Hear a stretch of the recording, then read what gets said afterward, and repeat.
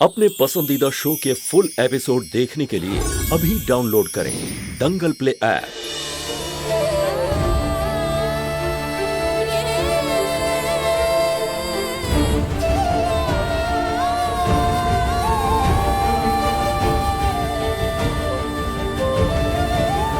सुमन, जिद मत करो सुमन, प्लीज मान जाओ। सुमन,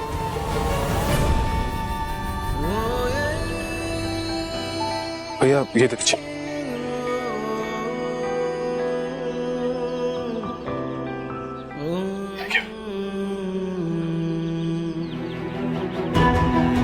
सुमन, अगर तुम्हें घर पैदल ही जाना है तो कम से कम ये चप्पल तो पहन लो। नहीं अंशुमन जी, हम चप्पल नहीं पहन सकते। प्लीज सुमन, जिद मत करो। तुम मेरी और माँ की इतनी इज्जत तो करती ही होगी।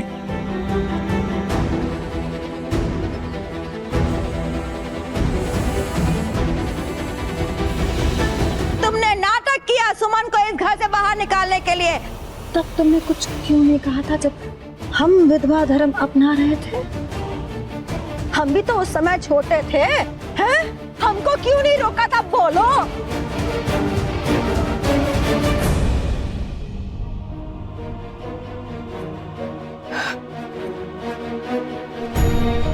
दीदी आप बड़े थे, हमसे पहले इस घर में आए थे और विधवा धर्म अपनाने का निर्णय लेना आपका अपने था। बाबूजी की भी सहमति थी इसमें, और दीदी हम में इतनी शक्ति नहीं थी कि इन सब बातों का विरोध कर सके उस समय शक्ति नहीं थी, लेकिन अब शक्ति आ गई, और इतनी शक्ति आ गई है कि ना बाबूजी का बात का मान रखा ना हमारे। अरे आज उस सुमन के कारण राय बहादुर खानदान पर जाने कितने सवाल उठ रहे होंगे। क्या होगा हमारी परंपरा का, क्या होगा रीति रिवाज का? अरे क्या जवाब देंगे हम लोगों को? दीदी जवाब हमें खुद ढूंढने होंगे, सवाल अपने आप से करने होंगे कि सुमन की उम्र ही क्या है, अभी उसकी जिंदगी शुरू हुई नहीं कि हम परंपरा और रीति रिवाजों के नाम पे खत्म करने पे तुल गए।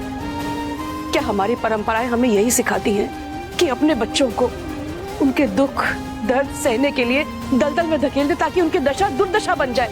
नहीं दीदी, हमारी परंपराएं हमें ये सिखाती हैं कि अपने बच्चों को सुखी, समृद्ध और सक्षम बनाए।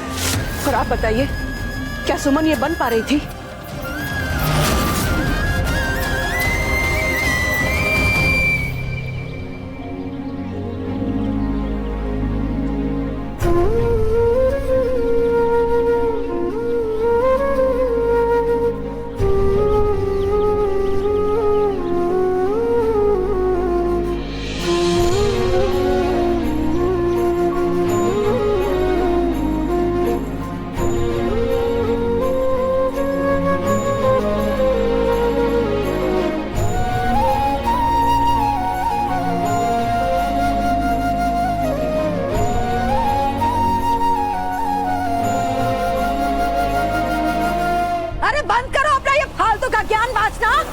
चादर पर कितना भी पैबंद लगा दो, धब्बा दिखाई देता ही देता है। और आज न केवल तुमने इस घर की परंपरा और इज्जत को ठेस पहुंचाई है, बल्कि इस घर की मान और मर्यादा पर धब्बा लगा दिया है। और साथ ही साथ जो हम तुम पे विश्वास करते थे ना, तुमने खो दिया है छुटकी। जब भरोसा हम करते थे ना, वो आज और इसी वक्त से खत्म हो गया है, और वो खोया है तुमने खुद।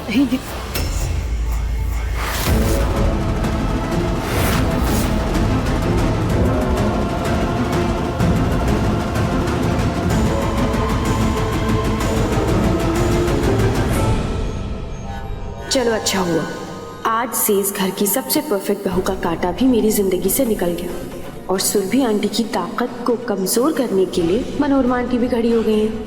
अब मेरा काम आसान हो जाएगा। अंशुमन को पाने के मेरे रास्ते के सारे कांटे अपने आप साफ हो रहे हैं। अरे ये महंत जी की नातिन है ना? अरे कल ही तो विधवा हुई थी और आज चप्पल पहन के मैके आ गई, और वो भी जेठ के साथ।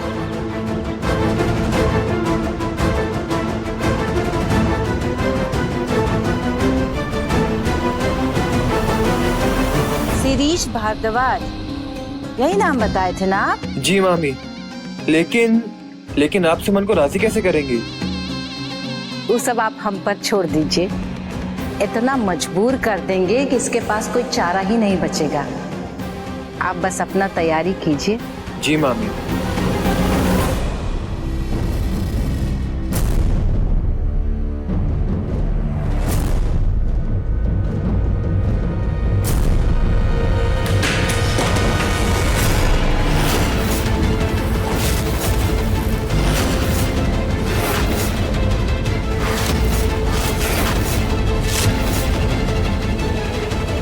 सुमन, वहीं रुक जाए।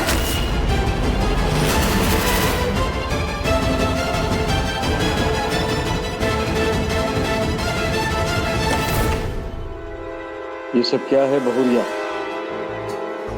भाऊजी, आपके सवाल का जवाब सुमन के पाँव में है।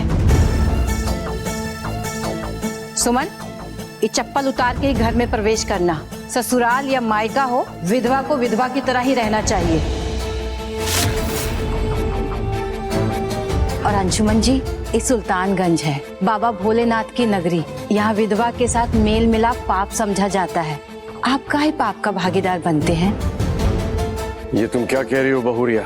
भाऊजी, आप तो अपने आश्रम चले जाएंगे, यहाँ समाज के सवाल तो हमको घेर के खड़े हो जाएंगे ना। उर्मिला, अंशुमन जी हमें यहाँ तक छोड़ने आए थे और तुम? अंशुमन जी, आप हम सबको छोड़ने आए, आपने अपना फर्ज पूरा किया, उसके लिए बहुत बहुत शुक्रिया। अब आप जा सकते हैं। यहाँ सुमन के साथ आपके घर जैसा व्यवहार नहीं होगा, उसके लिए आप निश्चिंत रहिए। मामी जी, अंशुमन जी हमारे मेहमान हैं, आप उनसे ऐसे कैसे बात कर सकती हैं? अरे, हम तो हाथ जोड़ के विनती ही कर रहे हैं।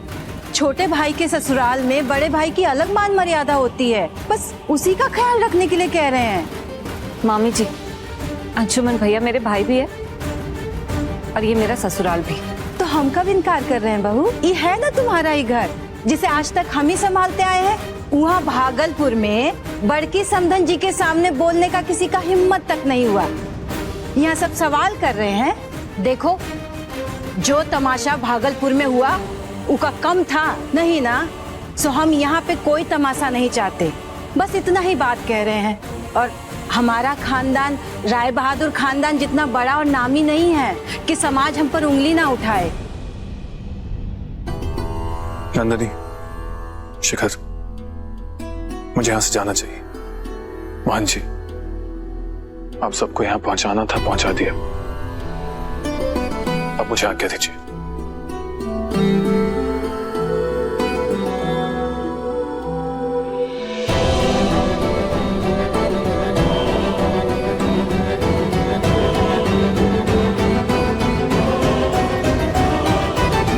अब तुम खड़ी खड़ी क्या देख रही हो? अरे चप्पल उतारने के लिए ही बोले हैं, कोई माथा मुड़वाने के लिए नहीं बोले हैं। हम जबरदस्ती का अत्याचार नहीं, नियम का बात कर रहे हैं। जाओ चप्पल उतार के अंदर आओ, जाओ।